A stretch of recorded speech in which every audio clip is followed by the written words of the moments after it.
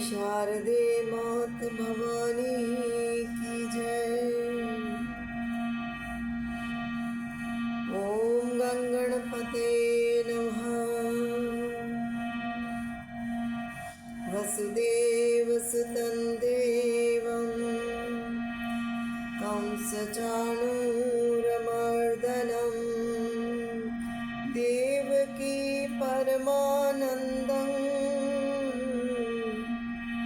कृष्णं वन्दे जगद्गुरु। कृष्णं वन्दे जगद्गुरु।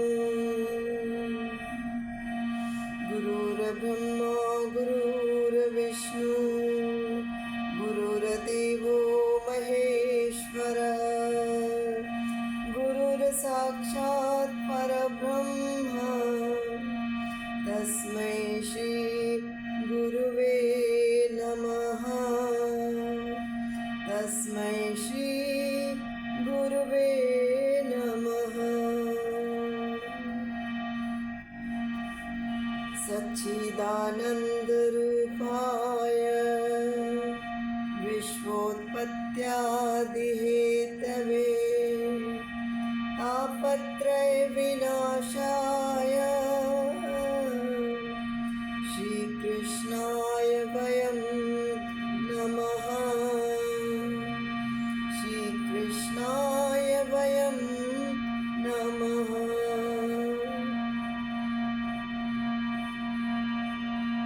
आइए थोड़ा कीर्तन करते हैं।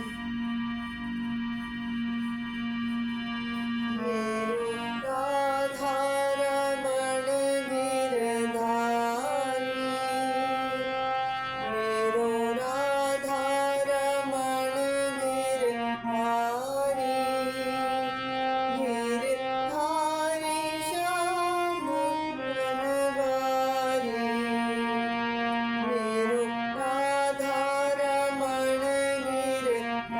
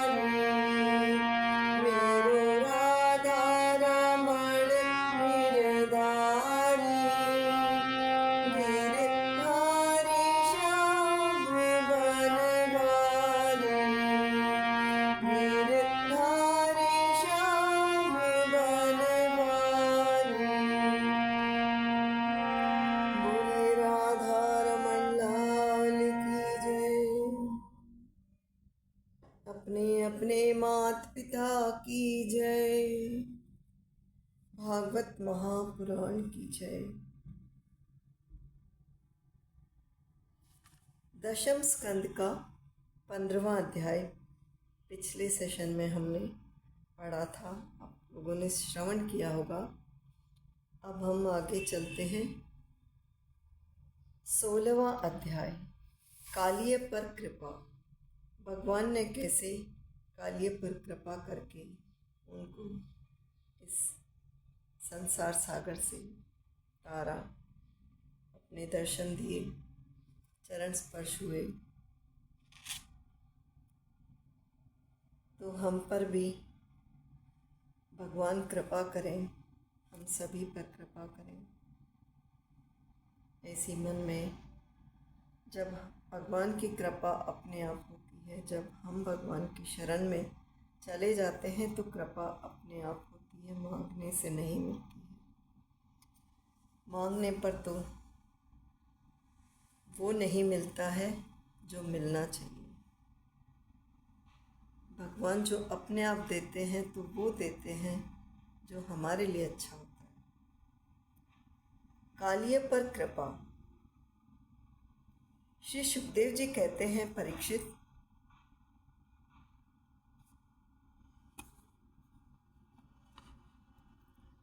श्री सुखदेव जी कहते हैं, परीक्षित, भगवान श्री कृष्ण ने देखा कि महाविष्धर कालिय नाग ने यमुना जी का जल विषैला कर दिया है। तब यमुना जी को शुद्ध करने के विचार से उन्होंने वहां से उस सर्प को निकाल दिया। राजा परीक्षित ने पूछा, ब्राह्मण, भगवान श्री कृष्ण ने यमुना जी के अगाध जल में किस प्रकार उस सर्प का दमन किया? फिर कालिय नाग तो जलचर जीव नहीं था, ऐसी दशा में वह अनेक युगों तक जल में क्यों और कैसे रहा, सो बतलाइए। ब्रह्मस्वरूप महात्मन, भगवान अनंत है, वे अपनी लीला प्रकट करके स्वच्छंद विहार करते हैं। गोपाल रूप से उन्होंने जो उदार लीला की है वह तो अमृत स्वरूप है, भला उसके सेवन से कौन तृप्त हो सकता है? श्री सुखदेव जी ने कहा, परीक्षित, यमुना जी में कालिय नाग का एक कुंड था। उसका जल विष की गर्मी से खौलता रहता था, यहाँ तक कि उसके ऊपर उड़ने वाले पक्षी भी झुलस कर उसमें गिर जाया करते थे। इतना विषैला था वहाँ का जल। उसके विषैले जल की उत्ताल तरंगों का स्पर्श करके तथा उसकी छोटी छोटी बूंदें लेकर जब वायु बाहर आती और तट के आसपास घास पात वृक्ष पशु पक्षी आदि का स्पर्श करती, तब वे उसी समय मर जाते थे। उस वायु के स्पर्श से वो मर जाते थे। परीक्षित, भगवान का अवतार तो दुष्टों का दमन करने के लिए होता ही है। जब उन्होंने देखा कि उस सांप के विष का वेग बड़ा प्रचंड भयंकर है और वह भयानक विष ही उसका महान बल है तथा उसके कारण मेरे विहार का स्थान यमुना जी भी दूषित हो गई है, तब भगवान श्री कृष्ण अपनी कमर का फेटा कसकर एक बहुत ऊंचे कदम के वृक्ष पर चढ़ गए और वहां से ताल ठोककर उस विषैले जल में कूद पड़े। यमुना जी का जल सांप के विष के कारण पहले से ही खोल रहा था। उसकी तरंगे लाल पीली और अत्यंत भयंकर उठ रही थी। पुरुषोत्तम भगवान श्री कृष्ण के कूद पड़ने से उसका जल और भी उछलने लगा। उस समय तो कालिया दह का जल इधर उधर उछलकर 400 हाथ तक फैल गया। अचिंत्य अनंत बलशाली भगवान श्री कृष्ण के लिए इसमें कोई आश्चर्य की बात नहीं है। प्रिय परीक्षित, भगवान श्री कृष्ण कालिय दह में कूदकर अतुल बलशाली मतवाले गजराज के समान जल उछालने लगे। इस प्रकार जल क्रीड़ा करने पर उनकी भुजाओं की टक्कर से जल में बड़े जोर का शब्द होने लगा। आंख से ही सुनने वाले कालिय नाग ने आंख से सुन रहे हैं सर। आंख से ही सुनने वाले कालिय नाग ने वह आवाज सुनी और देखा कि कोई मेरे निवास स्थान का तिरस्कार कर रहा है। उसे यह सहन न हुआ। वह चिढ़कर भगवान श्री कृष्ण के सामने आ गया। उसने देखा कि सामने एक सांवला सलोना सा बालक है। वर्षाकालीन मेघ के समान अत्यंत सुकुमार शरीर है। उसमें लगकर आंखें हटने का नाम ही नहीं लेती। उसके वक्षस्थल पर एक सुनहरी रेखा, श्रीवत्स का चिन्ह, और वह पीले रंग का वस्त्र धारण किए हुए है। बड़े मधुर एवं मनोहर मुख पर मंद मंद मुस्कान अत्यंत शोभायमान हो रही है। चरण इतने सुकुमार और सुंदर है, मानो कमल की गद्दी हो। इतना आकर्षक रूप होने पर भी जब कालिया नाग ने देखा कि बालक तनिक भी न डरकर इस विषैले जल में मौत से खेल रहा है, तब उसका क्रोध और भी बढ़ गया। उसने श्री कृष्ण को मर्म स्थानों में डसकर अपने शरीर के बंधन से उन्हें जकड़ लिया। भगवान श्री कृष्ण नागपाश में बंद कर निश्चेष्ट हो गए, क्योंकि भगवान है। ये देखकर उनके प्यारे सखा ग्वाल बाल बहुत ही पीड़ित हुए और उसी समय दुख, पश्चाताप और भय से मूर्छित होकर पृथ्वी पर गिर पड़े, क्योंकि उन्होंने अपने शरीर, सूरत, धन संपत्ति, स्त्री, पुत्र, भोग और कामनाएं सब कुछ भगवान श्री कृष्ण को ही समर्पित कर रखा था। गाय, बैल, बछिया और बछड़े बड़े दुख से डकराने लगे। श्री कृष्ण की ओर ही उनकी टकटकी बंध रही थी। वे डर कर इस प्रकार खड़े हो गए मानो रो रहे हो। उस समय उनका शरीर हिलता डोलता तक न था। इधर व्रज में पृथ्वी, आकाश और शरीरों में बड़े भयंकर भयंकर तीनों प्रकार के उत्पात उठ खड़े हुए, जो इस बात की सूचना दे रहे थे कि बहुत ही शीघ्र कोई अशुभ घटना घटने वाली है। नंद बाबा आदि गोपों ने पहले तो उन अशकुनों को देखा और पीछे से ये जाना कि आज श्री कृष्ण बिना बलराम के ही गाय चराने चले गए। वे भय से व्याकुल हो गए।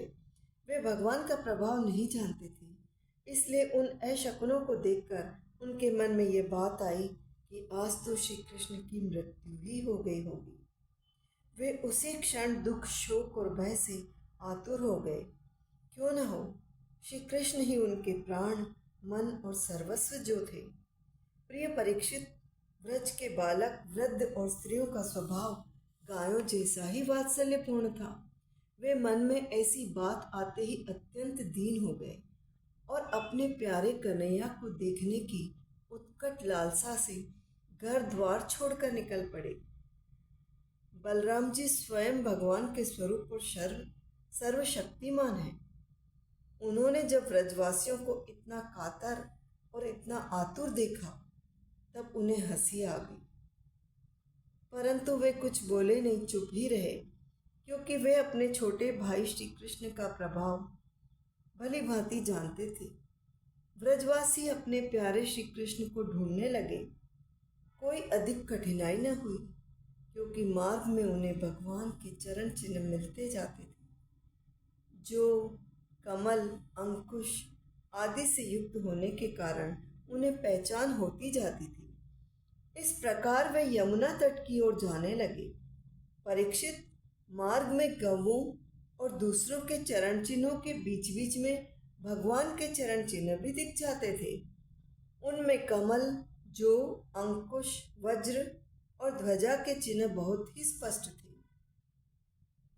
उन्हें देखते हुए वे बहुत शीघ्रता से चले।